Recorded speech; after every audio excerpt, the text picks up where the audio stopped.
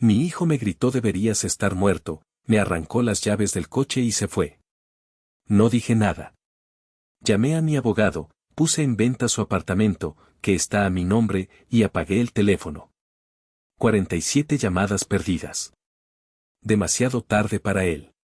Me llamo Damián Morales, tengo 70 años, y hasta las 5:15 de la tarde del martes 15 de octubre de 2024, creía que aún me quedaba un hijo. Ahora, sentado en el frío suelo de hormigón de mi garaje, lo único que me queda es el olor a coche nuevo y el eco de sus palabras, unas palabras que han demolido 38 años de recuerdos en menos de 30 segundos. El coche es un Ford Bronco, color azul marino, robusto y potente. Un capricho, sí, el primer y único capricho verdadero de mi vida. Lo compré con el dinero que había ahorrado durante los últimos 5 años, desde que Elena, mi mujer, nos dejó. Ella siempre decía que yo vivía para los demás, que ya era hora de que me permitiera algo solo para mí. Este coche, este símbolo de una libertad tardía, era mi homenaje silencioso a ella. No lo compré por ostentación. Durante 40 años, mi vida fue el trabajo. Fui tasador de bienes raíces de lujo en Madrid, un mundo de cifras astronómicas, contratos blindados y negociaciones a puerta cerrada. Aprendí una lección fundamental que apliqué a todo: cada activo, tangible o intangible, tiene un valor preciso. Una propiedad en el barrio de Salamanca, un cuadro de Sorolla, la lealtad, el respeto, todo tiene un precio. Y cuando ese precio no se paga, el activo se devalúa hasta convertirse en nada. La puerta del garaje sigue entreabierta, una herida por la que se cuela el aire frío del otoño madrileño. Por esa misma puerta había entrado Faustino, mi hijo, minutos antes. No entró, irrumpió. Sus pasos sobre las baldosas del pasillo no eran los de un hijo que viene de visita, eran las pisadas de un depredador que ha olido sangre. Lo vi aparecer en el umbral, con el rostro congestionado por una ira que no entendí. Llevaba la corbata aflojada y el pelo revuelto, la viva imagen de la frustración. ¿Qué es esto?, preguntó, señalando el Bronco con un desdén que me heló la sangre. Su voz no era una pregunta, era una acusación. Es mi coche nuevo, Faustino, respondí con una calma que no sentía. Lo recogí esta mañana. ¿Te gusta? Tu coche nuevo, repitió, saboreando las palabras como si fueran veneno. ¿Y con qué dinero, si se puede saber? ¿Con el dinero que podrías estar invirtiendo en mi futuro? Ahí estaba. El quid de la cuestión. Su futuro. Un futuro que, en su mente, yo estaba obligado a financiar a perpetuidad. Le expliqué, con la paciencia que una vez tuve para enseñarle a atarse los zapatos, que eran mis ahorros, el fruto de mi trabajo, mi derecho. Fue entonces cuando se acercó. Vi en sus ojos algo que nunca había visto antes, un desprecio puro, sin adulterar. No era solo la ira de un mal día, era el rencor acumulado de años, la bilis de un hombre que se siente con derecho sobre todo lo que poseo. Y entonces ocurrió. Se abalanzó, no sobre el coche, sino sobre mí. Su mano, grande y fuerte, se cerró sobre la mía y arrancó las llaves. Sentí el metal frío arañando mis dedos, un dolor agudo y breve que no fue nada comparado con el de sus palabras. Todo mi futuro depende de un préstamo que no consigo y tú malgastas el dinero en esta chatarra, gritó, su aliento cargado de furia. Ese dinero podría cambiar mi vida. Deberías estar muerto ya, estúpido viejo que solo estorba. Silencio. Un silencio denso, pesado, que lo llenó todo. Se quedó ahí, jadeando, con las llaves en la mano, esperando mi reacción. Esperando que suplicara, que discutiera, que me derrumbara. Pero no lo hice. El tasador que hay en mí, el profesional frío y calculador, tomó el control. Evalué la situación. Activo, la relación con mi hijo. Valor actual, 0. Pérdida total. Se fue dando un portazo que hizo vibrar los cimientos de la casa. Me quedé solo, mirando el espacio vacío que había dejado. Y pensé en el otro activo.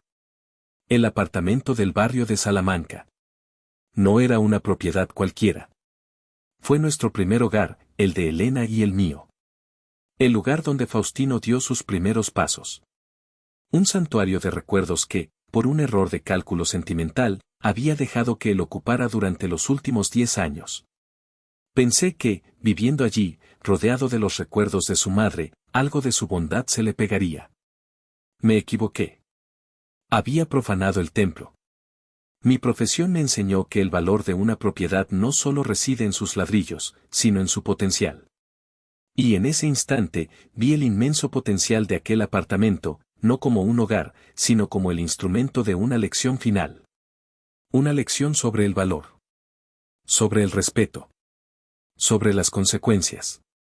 El dolor agudo inicial, esa punzada en el pecho que te deja sin aire, se transformó en algo distinto mientras subía las escaleras hacia mi despacho. Se convirtió en una claridad gélida, en una resolución tan firme como los cimientos de los edificios que solía tasar. No era rabia. La rabia es una emoción caliente, desordenada. Esto era frío, metódico. Era la conclusión lógica de una larga serie de devaluaciones. Me senté en mi viejo sillón de cuero, el que Elena me regaló cuando me jubilé, y dejé que los recuerdos fluyeran. No para torturarme, sino para recopilar pruebas, para construir el caso en mi propia mente, como si preparara un informe de tasación para la bancarrota de nuestra relación. El primer expediente mental que abrí tenía fecha de hace 2 años. Faustino apareció una tarde, con esa sonrisa encantadora que reservaba para las grandes peticiones. Traía bajo el brazo un folleto satinado de una prestigiosa escuela de hostelería en San Sebastián. Papá, dijo, con un entusiasmo perfectamente ensayado. Esta es la oportunidad de mi vida. Un máster en gestión de restaurantes de alta cocina. Con esto, los bancos me darán el préstamo para mi proyecto sin pensarlo. Son 15.000 euros. Sé que es mucho, pero es una inversión en mi futuro. En nuestro futuro. La palabra inversión me conmovió. Vi en él la ambición que yo nunca tuve para mí mismo, siempre enfocado en la seguridad y la estabilidad. Sentí un oleaje de orgullo paternal. Le hice la transferencia esa misma tarde, imaginándolo tomar notas en aulas con vistas al Cantábrico, aprendiendo de los mejores chefs. Un mes después, la sobrina de Elena, una chica muy activa en redes sociales, me envió un enlace por WhatsApp. Tío, mira qué bien se lo pasa Faustino. ¿Y quién pudiera? Abrí el enlace. Era una galería de fotos públicas en el perfil de Ximena, su mujer. No había aulas, ni chefs, ni vistas al Cantábrico. Había playas de arena blanca, bungalows sobre un agua increíblemente turquesa y cócteles con sombrillitas. El pie de foto decía, recargando pilas en el paraíso. Almohadilla Maldivas almohadilla Luna de Miel 2.0. Cuando le pedí una explicación, su descaro me desarmó. Se rió, como si yo fuera un anciano ingenuo que no entiende el mundo moderno. Papá, por favor. Era una inversión en mi bienestar, dijo, usando mis propias palabras en mi contra. Necesitaba despejarme, hacer contactos en un ambiente relajado. No todo es estudiar en libros. Además, ¿no te alegras de verme feliz? Me tragué la amargura. Pagué la factura de mi propia estupidez y archivé el incidente en la carpeta de decepciones. No le dije nada a Elena, ya estaba enferma y no quería darle más disgustos. El segundo expediente era más reciente, de hacía apenas 1 año. Después de la inversión en las Maldivas, Faustino decidió que estaba listo para empezar, aunque fuera con algo más modesto. Un bar de tapas gourmet. Encontró un local en el barrio de Lavapiés. Fui con él a verlo. Como profesional, vi todas las señales de alarma. Era una calle secundaria con poco tránsito peatonal, el local era oscuro, con una distribución terrible que requeriría una reforma carísima. Faustino, esto es un error, le dije con la mayor delicadeza posible. La ubicación es el 70% del éxito de un negocio de hostelería. Este local es un sumidero de dinero. Te he encontrado otras 3 opciones en la Latina, mucho mejores, con un traspaso razonable. Me miró con una mezcla de pena y arrogancia. Tus tiempos ya pasaron, papá, sentenció, dándome una palmadita en el hombro. Tú sabes de papeles, de metros cuadrados, de permisos de obra. No entiendes el mercado real, el ambiente, la gente, cool. Lavapiés es tendencia. Esto va a ser un éxito. No insistí. ¿Cómo discutes con alguien que te ve como una reliquia? Le presté 10.000 euros para la reforma, dinero que salió del fondo que Elena y yo habíamos guardado para emergencias médicas. 6 meses después, el bar cerró.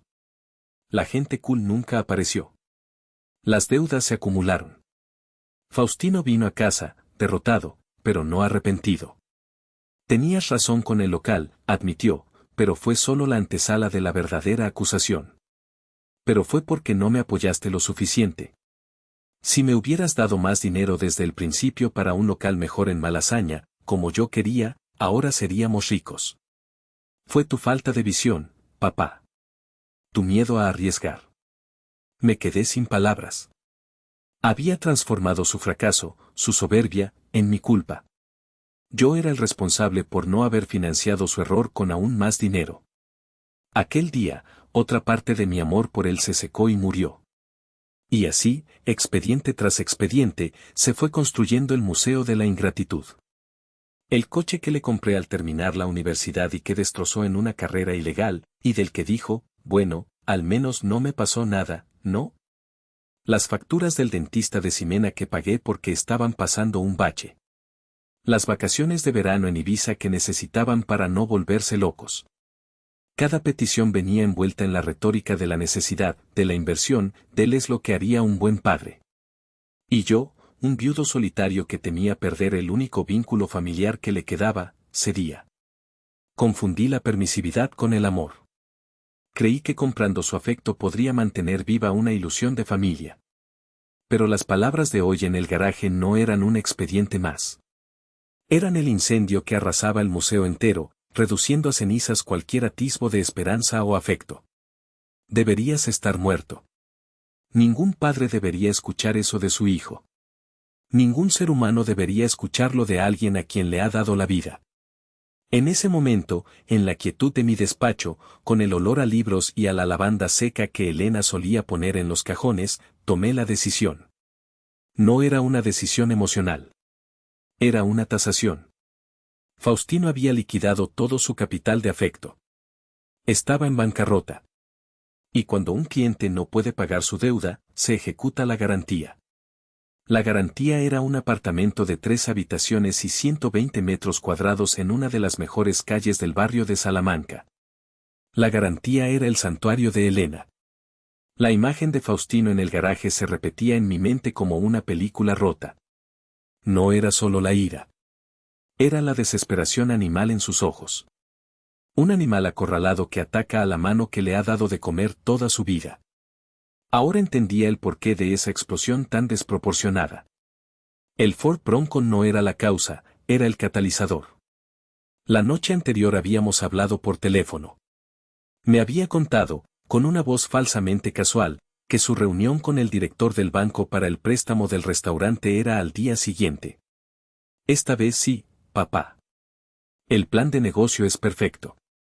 Ximena ha hecho un trabajo de diseño increíble. Solo necesito que el banco vea el potencial. Yo, como siempre, le deseé suerte, sin saber que mi suerte estaba a punto de agotarse. Evidentemente, la reunión había sido un desastre. Me lo podía imaginar perfectamente. Faustino, con su arrogancia habitual, intentando vender humo a un analista de riesgos que solo ve números. El analista habría visto su historial, un negocio fracasado, ninguna garantía personal sólida, ninguna aportación de capital propio significativa. Y le habría dado la negativa definitiva. Y entonces, al llegar a casa, frustrado, humillado, se encontró con la prueba tangible de su fracaso y mi independencia, un coche de 60.000 euros aparcado en el garaje. En su mente retorcida, ese coche no era mi recompensa, era su dinero. El dinero que yo, su padre, su cajero automático personal, le había robado. La lógica era monstruosa, pero para él, tenía todo el sentido del mundo. Deberías estar muerto ya, estúpido viejo que solo estorba. La frase rebotaba contra las paredes de mi cráneo. Estorbo. Esa era la palabra clave. Durante años, había intentado ser un apoyo, una red de seguridad. Y a sus ojos, me había convertido en un obstáculo. Un obstáculo entre él y el dinero que consideraba suyo por derecho de nacimiento. Mientras él se alejaba, haciendo chirriar las ruedas de su propio coche, un Audi A3 que yo le había ayudado a pagar, por supuesto, no sentí la necesidad de llorar. La tristeza era un océano tan profundo que ya no sentía la superficie. Lo que sentí fue una extraña paz, la paz que sigue a la devastación total. La paz de quien ya no tiene nada que perder. Caminé con pasos lentos, casi ceremoniales, desde el garaje hasta mi despacho. Cada paso era una despedida del hombre que había sido, del padre permisivo y débil. Al llegar, no encendí la luz principal, solo la pequeña lámpara de latón de mi escritorio, la que Elena usaba para leer sus novelas. La luz dorada iluminó la habitación, creando largas sombras que bailaban en las paredes forradas de libros. Me arrodillé frente a la caja fuerte, oculta detrás de un falso panel de caoba. Giré la combinación, unos números que solo Elena y yo conocíamos, la fecha de nuestro aniversario de boda. La pesada puerta de acero se abrió con un suave chasquido. Dentro, junto a las joyas de Elena y algunos documentos importantes, estaba la carpeta. Una carpeta de cartón azul, rotulada con mi letra precisa, propiedad, calle Goya 47. La saqué y la puse sobre la mesa de roble. Mis manos no temblaban. Estaban firmes, seguras. Abrí la carpeta. Dentro, la escritura original, amarillenta por los años. La nota simple del registro de la propiedad, actualizada hacía solo 6 meses. Planos, recibos del IBI. Todo en perfecto orden. Mi nombre, Damián Morales García, figuraba como único y absoluto propietario. Al lado de la escritura, había una foto. Elena y yo, el día que nos dieron las llaves. Teníamos 25 años, el pelo más oscuro, la piel más tersa y una mirada cargada de sueños. Estábamos abrazados frente a la puerta de madera del apartamento. Aquella puerta. Aquel hogar. Todo activo tiene un valor, me susurré a mí mismo, repitiendo el mantra de mi vida profesional. Y hay deudas que deben ser saldadas. Faustino no solo me había faltado al respeto a mí. Había insultado la memoria de su madre. Había escupido sobre el sacrificio y el amor que impregnaban cada rincón de aquel apartamento. Lo había convertido en la base de operaciones de su egoísmo, en el símbolo de su vida parasitaria. Cogí la foto de Elena y la puse junto al teléfono. La miré a los ojos, como pidiéndole permiso, o quizás perdón, por lo que estaba a punto de hacer. Pero en su sonrisa silenciosa, solo encontré comprensión. Ella siempre lo supo. Siempre vio la oscuridad que yo me negaba a aceptar. Entonces, descolgué el teléfono. Mi corazón latía a un ritmo tranquilo y constante. Marqué el primer número de mi plan. La maquinaria acababa de ponerse en marcha. La primera llamada fue a Leandro. Leandro Varga. No era solo mi abogado, era el amigo que había estado a mi lado durante 50 años, desde que compartíamos apuntes y sueños en la Facultad de Derecho. Él conocía mi historia, conocía a Elena, y conocía a Faustino casi tan bien como yo. Damián, respondió al primer tono, su voz grave y tranquilizadora como siempre. ¿Ocurre algo? No sueles llamar a estas horas. Ha ocurrido, Leandro. Ha ocurrido lo que siempre temiste que ocurriría, dije, sin rodeos. Mi voz sonaba extrañamente ajena, como si perteneciera a otra persona, a un cliente discutiendo un caso impersonal. Le relaté la escena del garaje. De forma concisa, precisa, sin añadir ni una pizca de emoción. Como si estuviera describiendo los daños estructurales de un edificio. Leandro escuchó en silencio, y su silencio era más elocuente que cualquier palabra de consuelo. Sabía que no necesitaba compasión, necesitaba acción. Entiendo, dijo finalmente, y en esas 2 sílabas escuché toda la indignación y el apoyo que necesitaba. ¿Qué quieres hacer, Damián? Quiero que inicies el requerimiento de desahucio por precario para el apartamento de la calle Goya. Mañana a primera hora, ordené. 30 días. Ni uno más. sin posibilidad de negociación. Hubo una breve pausa. Pude imaginar a Leandro al otro lado de la línea, asintiendo lentamente, su mente legal ya repasando los artículos del Código Civil. Considera que responderá. Intentará ganar tiempo, alegará derechos, te acusará de... Lo sé, lo interrumpí. Y quiero que estés preparado. Pero no habrá negociación. Se acabó, Leandro. Se acabó el juego. Entendido. Mañana a las 9 tendrás el borrador en tu correo. Damián, lo siento mucho. No lo sientas, Leandro. Siéntete aliviado.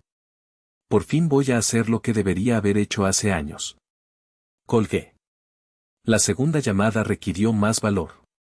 Marqué el número de Iker Herrera. Iker había sido mi protegido, un chico listo y ambicioso que llegó a mi despacho hace 20 años. Le enseñé todo lo que sabía sobre el negocio inmobiliario, no solo la técnica, sino la filosofía, la importancia de la reputación, la discreción y, sobre todo, la palabra dada. Ahora era el director general de Herrera y Partners, una de las agencias más exclusivas y eficaces de Madrid. Damián, maestro. ¡Qué sorpresa!, exclamó su voz enérgica y llena de afecto. ¿A qué debo el honor? Iker, necesito un favor. Uno grande. Y requiere la máxima discreción, fui al grano. Para ti, lo que sea. Sabes que te debo mi carrera. Dispara. Tengo una joya en Salamanca. Calle Goya. 120 metros, exterior, necesita una actualización, pero la estructura es magnífica. Necesito venderla. Rápido. Muy rápido. Eso es fácil, Damián. Una propiedad así, incluso con el mercado actual, la vendo en un mes. ¿Cuál es el truco? Iker era inteligente. Sabía que había algo más. Respiré hondo. El truco, Iker, es el comprador. No quiero un particular. No quiero una familia que quiera vivir allí. Quiero un comprador corporativo. Un fondo de inversión, una constructora, alguien que compre el solar, no el piso. Silencio al otro lado. Iker estaba procesando la información. ¿Quieres decir, alguien que lo compre para demolerlo? Exactamente, confirmé, y el peso de esa palabra, demoler, resonó en el despacho. Quiero que encuentres a alguien con un proyecto para toda la manzana, alguien que pague una prima por conseguir la última pieza del puzzle. Alguien que no deje piedra sobre piedra. Esta vez el silencio fue más largo. Iker no era solo un hombre de negocios, era un hombre que amaba la arquitectura clásica de Madrid. Destruir un piso en un edificio señorial de Salamanca iba en contra de su naturaleza. Damián, empezó, su voz teñida de preocupación. Ese piso, es donde viviste con Elena. Es donde creció Faustino. ¿Estás seguro? Más seguro que nunca, Iker, afirmé, mi voz firme como el acero. Hay recuerdos que deben ser preservados y hay otros que deben ser erradicados para poder seguir viviendo. Quiero borrarlo del mapa. ¿Puedes hacerlo? Pude sentir su conflicto a través del teléfono. Pero la lealtad pesó más que sus escrúpulos profesionales. Lo haré, Damián. Por ti, lo haré. Dame 48 horas. Encontraré a tu comprador. Y no sabrán nada de ti. Seré yo quien negocie en nombre de una sociedad instrumental. Discreción absoluta, como me enseñaste. Gracias, Iker. Sabía que podía contar contigo. Colgué el teléfono y me recosté en el sillón. Las dos piezas más importantes del mecanismo estaban en movimiento. Leandro se encargaría de la presión legal, del tic-tac del reloj que Faustino pronto empezaría a escuchar. Iker se encargaría del golpe de gracia, del jaque mate definitivo. Me levanté y me serví una copa de brandy, un Carlos I que guardaba para ocasiones especiales. Me asomé a la ventana. Las luces de Madrid parpadeaban en la distancia. Por primera vez en 5 años de viudedad, no me sentía solo. Me sentía en control. El dolor seguía ahí, un tumor maligno en el fondo de mi alma, pero ahora estaba rodeado por la fría precisión de la cirugía que yo mismo había planeado. Faustino había iniciado una guerra pensando que luchaba contra un anciano débil. No sabía que acababa de declarar la guerra a un tasador. Y en una guerra de activos, yo era el experto. 2 días después, un viernes por la mañana, un mensajero de una empresa de servicios jurídicos tocó el timbre del número 47 de la calle Goya. Faustino, que probablemente aún no se había levantado, tuvo que firmar la recepción de un sobre grueso con el membrete del despacho Varga y Asociados. Me lo imagino abriéndolo en la mesa del comedor, quizás con Ximena a su lado, sirviendo el café. Me imagino su incredulidad inicial, seguida de una sonrisa arrogante. Un burofax. Un requerimiento de desahucio por precario. Palabras legales, intimidantes, pero que para él no significarían nada. Mira esto, le diría a Ximena, agitando el papel. El viejo se ha enfadado de verdad. Me amenaza con echarme de mi propia casa. ¡Qué patético! Ximena, más sensata, probablemente no lo vería tan gracioso. Faustino, esto parece serio. Es un documento legal. Es una rabieta, querida. Una pataleta de jubilado. En una semana se le habrá pasado y me llamará para pedirme perdón. Ya verás. Ahora ponme más azúcar en el café. Pero la llamada que recibió esa tarde no fue la mía. Fue la de Ximena, llamándome a mí. Su voz, normalmente segura y con un toque de superioridad aprendida de su marido, sonaba frágil, casi infantil. Damián, soy Ximena, empezó, como si necesitara presentarse.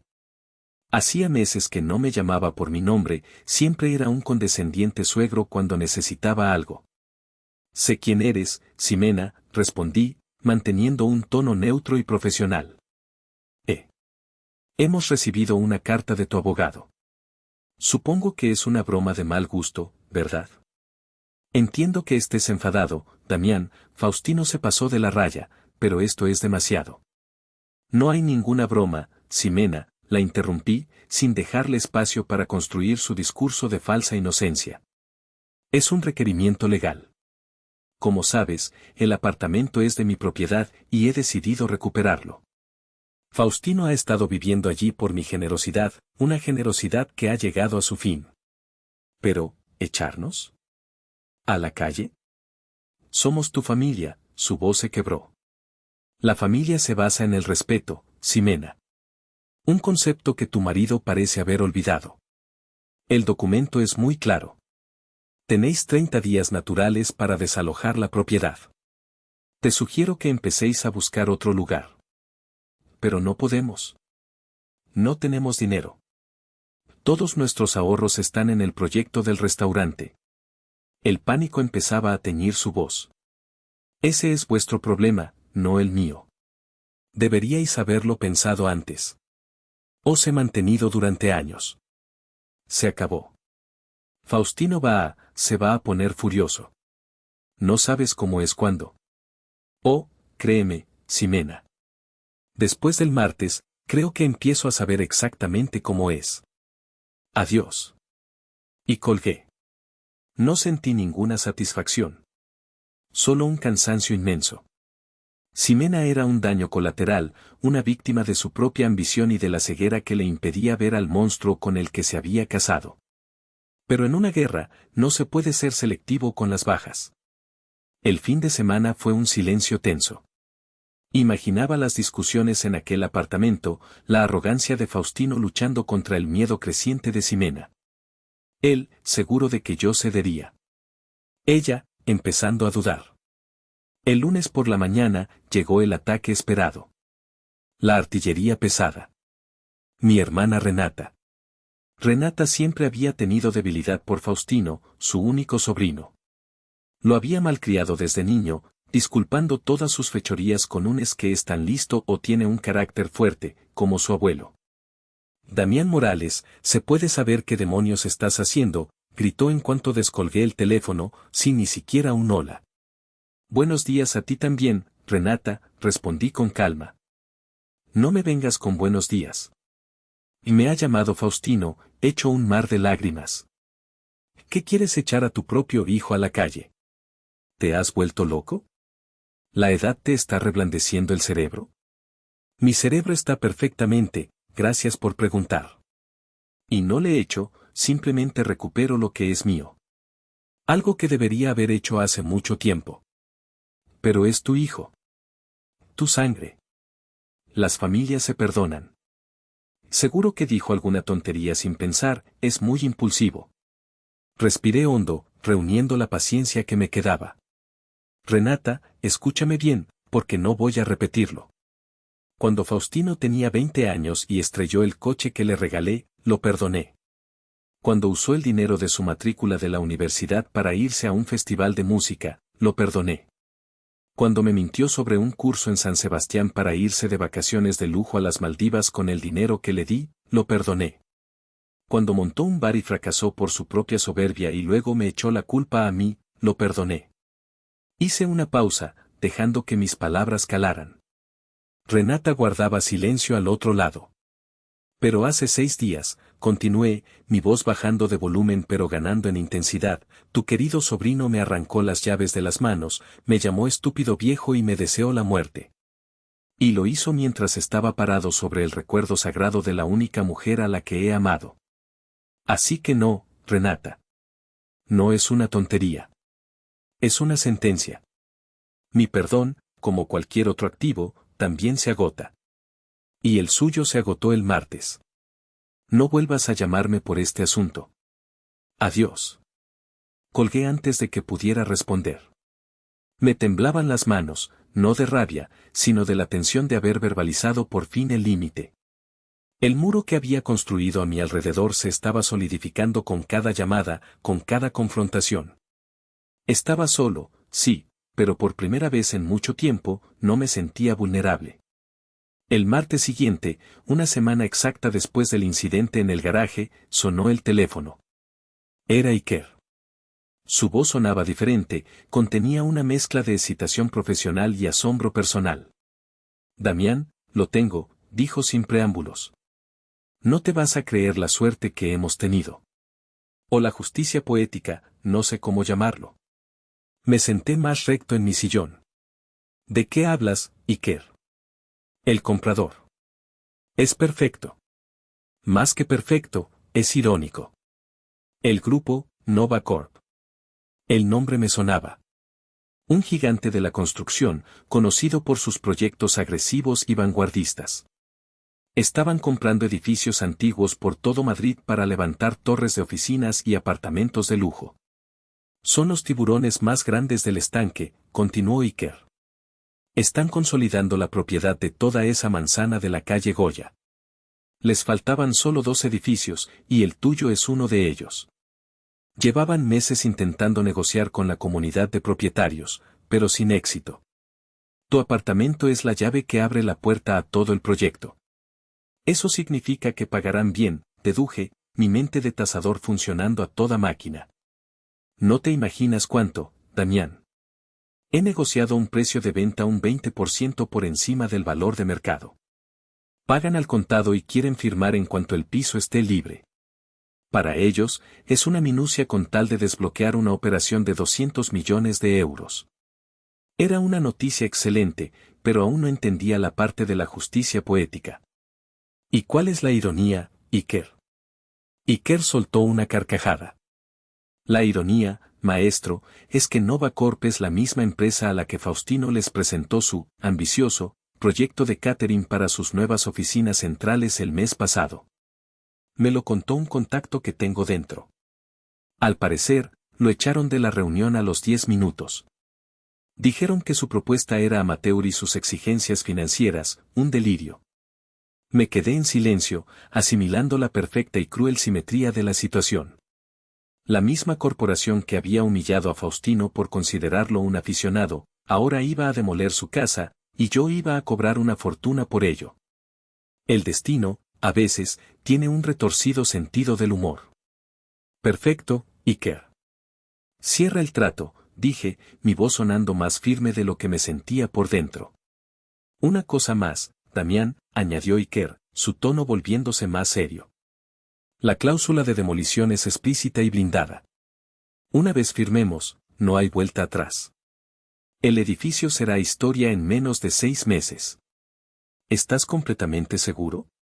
Miré hacia mi escritorio. Sobre él, en un marco de plata, había una foto. Faustino, con 5 años, subido a mis hombros. Ambos reíamos a carcajadas. El niño de la foto, el que me miraba con adoración, ¿dónde había quedado? ¿En qué momento se había torcido todo tanto? Por un instante, una punzada de duda, un dolor fantasmal de un amor amputado, me atenazó el pecho. ¿No era esto demasiado cruel? ¿Destruir no solo su presente, sino también los vestigios de nuestro pasado? Entonces, mi mirada se desvió hacia la otra foto, la de Elena. Su sonrisa serena parecía decirme, has aguantado bastante, Damián. Es hora de protegerte. Es hora de proteger lo nuestro. El recuerdo del insulto, crudo y brutal, barrió cualquier atisbo de debilidad. Estoy seguro, Iker, respondí, mi voz endurecida por el recuerdo. Asegúrate de que la cláusula sea irrevocable. Y envíame el contrato de arras. Lo firmaré hoy mismo. Colgué y me quedé mirando las dos fotografías. La del niño inocente y la del hombre despreciable. Y comprendí que el niño había muerto hacía mucho tiempo. El hombre que quedaba había dictado su propia sentencia. Yo solo era el verdugo que iba a ejecutarla. Y el hacha, afilada y brillante, era un contrato de compraventa con el membrete de Nova Corp. Los días siguientes fueron una cuenta atrás silenciosa. Faustino, atrincherado en su arrogancia, seguía sin creer en la seriedad de la amenaza. Para él, todo era un farol, una táctica de un viejo para llamar la atención. Me llegaban noticias indirectas a través de Leandro. Faustino había contratado a un abogado de barrio, un especialista en pleitos menores, lo que demostraba lo poco que entendía la magnitud de la guerra en la que se había metido. La primera señal de que la realidad estaba a punto de arrollarlo llegó el lunes de la semana siguiente. Recibí una llamada de Ximena, esta vez al borde de la histeria. Damián, hay unos hombres en casa. Dicen que son de una constructora, Nova Corp.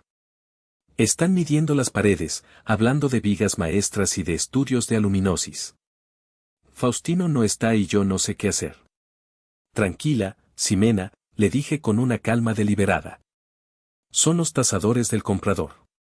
Es un procedimiento estándar. Tienen derecho a inspeccionar la propiedad. No interfieras. ¿Del comprador? ¿Pero qué comprador? No puedes vender el piso así como así, gritó. Claro que puedo. Soy el único propietario. Y ya está hecho. El contrato de arras está firmado. Ahora, si me disculpas, tengo cosas que hacer. Colgué. La verdadera bomba, sin embargo, estaba programada para detonar al día siguiente. Por orden de Leandro, un mensajero judicial se presentó en la puerta del apartamento con un sobre para entregar en mano exclusivamente a don Faustino Morales. Contenía una copia compulsada del contrato de arras que yo había firmado con Nova Corp. No estuve allí para verlo, pero Iker, a través de sus contactos, me reconstruyó la escena más tarde. Faustino, al parecer, recibió al mensajero con aire de suficiencia. Firmó el acuse de recibo y cerró la puerta, probablemente pensando que eran más papeles de mi pataleta. Lo abrió en el salón, delante de Ximena. Leyó mi nombre, Damián Morales García, como la parte vendedora. Luego leyó el nombre del comprador, Nova Corp S.A. Su expresión, me contaron, cambió ligeramente. La arrogancia dio paso a la confusión. ¿Por qué iba su padre a venderle el piso a una empresa? Siguió leyendo, pasando por alto las cláusulas financieras, buscando el truco, la letra pequeña. Y entonces llegó a ella. La cláusula 12, apartado B, desarrollo y modificación de la propiedad. La parte compradora, leyó en voz alta, primero para sí mismo, luego para Ximena, su voz perdiendo fuerza con cada palabra. Adquiere el inmueble con el conocimiento y la intención de integrarlo en un proyecto de desarrollo urbanístico mayor. Por consiguiente, la parte compradora se reserva el derecho explícito e irrevocable a proceder con la demolición total de la estructura existente para la construcción de un nuevo edificio. De acuerdo con los permisos y licencias pertinentes. Demolición, Total, repitió Ximena, su voz un susurro ahogado. Faustino se quedó inmóvil, con el contrato en la mano. El papel temblaba. Su rostro, normalmente sonrosado y lleno de vida, había adquirido un tono grisáceo, cerúleo. La sangre había huido de su cara, dejándole una máscara de pura incredulidad y horror. No era un desahucio. Un desahucio significaba que tenía que irse, pero el hogar, seguiría existiendo. Podría pasar por delante, recordarlo, incluso albergar la fantasía de recuperarlo algún día. Esto era diferente. Esto era una aniquilación. Un borrado del mapa. Mi plan no era solo quitarle un techo, era pulverizar sus cimientos, sus recuerdos, el último vestigio físico de la familia que él mismo había destrozado. Era la respuesta de un tasador: si un activo está dañado sin posibilidad de reparación, no se reforma. Se derriba y se construye algo nuevo sobre sus ruinas. En ese preciso instante, Faustino comprendió. Comprendió que no era un juego. Comprendió que la guerra no era por la posesión de un apartamento, sino por la destrucción de un legado. Y comprendió, por primera vez en su vida, que había subestimado fatalmente a su padre. El estúpido viejo acababa de firmar la orden de demolición de su mundo entero. Tardó menos de 20 minutos en llegar. Escuché el frenazo brusco de su Audi en la calle, seguido del portazo que sonó como un disparo. Segundos después, los golpes en mi puerta. No eran los golpes de alguien que llama, eran los puñetazos de un hombre desesperado, el sonido sordo y rítmico de la rabia impotente contra la madera maciza. Abre la puerta. Abre ahora mismo, viejo maldito. Sus gritos resonaban en toda la escalera. Los vecinos, curiosos y alarmados, seguro que ya estaban pegando la oreja a sus puertas. Yo permanecí sentado en mi despacho, observando la escena a través de la pequeña pantalla del sistema de videoportero. Su rostro estaba descompuesto, los ojos inyectados en sangre, la mandíbula apretada.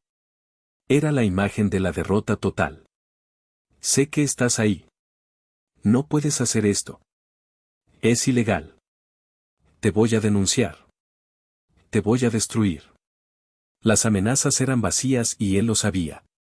El contrato era legal, la venta era legítima. No tenía ningún argumento, solo furia. Dejé que se desahogara durante un par de minutos. Que gastara sus últimas reservas de energía golpeando mi puerta. Cuando los golpes se hicieron menos frecuentes, sustituidos por jadeos de agotamiento, apreté el botón del intercomunicador. Mi voz, amplificada por el pequeño altavoz, sonó tranquila, serena, casi fantasmal en el silencio que se había creado. Vete a casa, Faustino. Se sobresaltó, pegando la cara a la rejilla del intercomunicador. Abre, cobarde. Dímelo a la cara. No puedes destruir la casa de mamá. Ahí estaba. Su último recurso. El chantaje emocional. La memoria de su madre, la misma memoria que él había pisoteado sin piedad. Te equivocas, respondí, mi voz tan afilada como un bisturí. La casa de tu madre dejó de existir en el momento en que insultaste al hombre que ella amó durante 45 años. Dejó de existir cuando convertiste su hogar en una simple comodidad, en un derecho adquirido. Hice una pausa, eligiendo mis siguientes palabras con la precisión de un cirujano. Tú vendiste el alma de ese lugar hace mucho tiempo, Faustino. La cambiaste por vacaciones en las Maldivas, por bares de tapas fracasados, por una vida de caprichos que no te habías ganado. Yo solo estoy vendiendo los ladrillos. Es una simple transacción comercial para liquidar un activo que ya no tiene ningún valor sentimental. Algo que tú deberías entender, ahora que eres un gran hombre de negocios. El silencio al otro lado fue absoluto. Le había devuelto su propia lógica, su propia visión materialista del mundo, y la había usado como un arma en su contra. Podía casi sentir cómo las palabras lo golpeaban, una a una. Vete, repetí, mi tono ahora era una orden. No tienes nada que hacer aquí. Tu tiempo en esa casa, y en mi vida, ha terminado. Se quedó inmóvil durante casi un minuto. La cámara lo mostraba de espaldas, los hombros hundidos. La furia había sido reemplazada por algo mucho más profundo, la comprensión aniquiladora de que había perdido. No solo una casa, sino todo. Se dio la vuelta lentamente y, sin decir una palabra más, bajó las escaleras. Sus pasos ya no eran los de un depredador, eran los de un fantasma. Apagué la pantalla del videoportero. El silencio en mi casa era total, pero en mi mente, el estruendo era ensordecedor. Había ganado. Había ejecutado mi plan a la perfección. Pero no sentía euforia. No sentía alegría. Solo un vacío inmenso y la certeza desoladora de que acababa de firmar el acta de defunción de mi propio hijo. Aquella noche, mi casa se convirtió en el epicentro de un asedio telefónico. El móvil, que había puesto en silencio sobre la mesa del despacho, vibraba sin cesar, iluminando la habitación a intervalos erráticos. Cada vibración era un espasmo de la agonía de Faustino. Al principio no contesté. Dejé que la tormenta se desatara. Vi su nombre aparecer en la pantalla una y otra vez. Llamada perdida. Llamada perdida. Llamada perdida. Conté hasta 10, luego 20. La desesperación tiene un ritmo propio, una insistencia que va más allá de la lógica. Entre las llamadas empezaron a llegar los mensajes de voz. Los escuché más tarde, en la quietud de la madrugada, con una copa de brandy en la mano. Eran un documental sonoro de la desintegración de un hombre. El primer mensaje era pura rabia. Gritos, insultos, amenazas de ruina y de demandas que ambos sabíamos que nunca podría interponer. Vas a pagar por esto, viejo de mierda.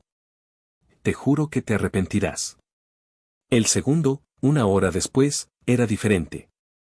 La rabia había dado paso a la incredulidad, a la negociación. Papá, vale, lo entiendo. Estás enfadado. Tienes derecho. Hablemos. Podemos arreglarlo. Te pagaré un alquiler, lo que pidas. Pero no puedes dejar que tiren la casa. Piensa en mamá. El tercero era una súplica. Su voz estaba rota, irreconocible. Por favor, papá, por favor, no me hagas esto. Lo he perdido todo. El banco, el restaurante. Ximena dice que se va. No me quites también esto. Por favor. Y así siguieron, cada mensaje un peldaño más abajo en la escalera de la humillación. Cada uno arrancándome un trozo de alma. Era el sonido de las consecuencias, y era un sonido horrible. Finalmente, a las 3 de la madrugada, después de la llamada número 47, decidí contestar. No por piedad, sino por la necesidad de poner un punto final. De cerrar la herida para siempre, aunque la cicatriz fuera a doler el resto de mi vida. Descolgué y no dije nada. Al otro lado solo se oía una respiración entrecortada, salpicada por sollozos ahogados. Era el llanto de un niño en el cuerpo de un hombre. El niño que yo había malcriado, que había protegido de la dureza del mundo, y que ahora se enfrentaba a ella de la forma más brutal. Papá, susurró, su voz apenas audible. Lo siento, de verdad que lo siento. Por favor, no dejes que lo hagan, es el único lugar donde todavía puedo sentir a mamá.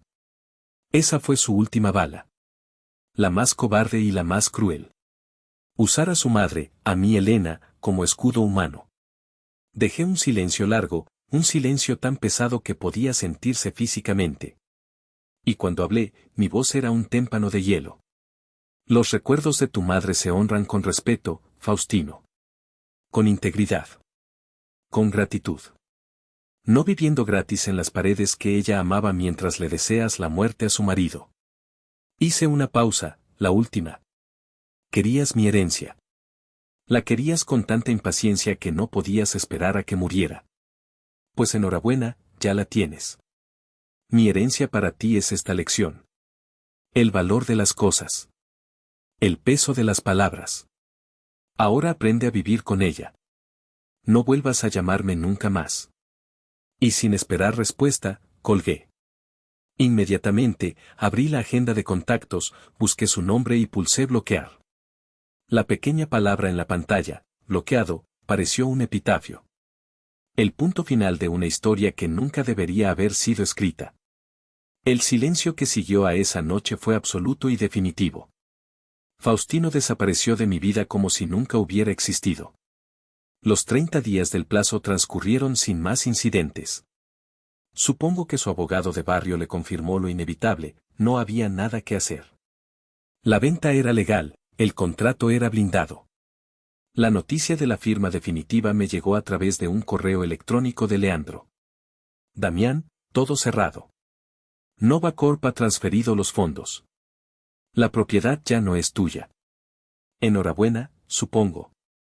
No había nada que celebrar. Era el final de una guerra, no una victoria.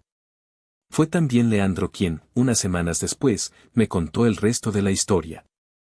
Me llamó una tarde, con la excusa de discutir unos temas fiscales, pero ambos sabíamos que era para contarme el epílogo. Ximena ha solicitado el divorcio, me dijo, sin preámbulos.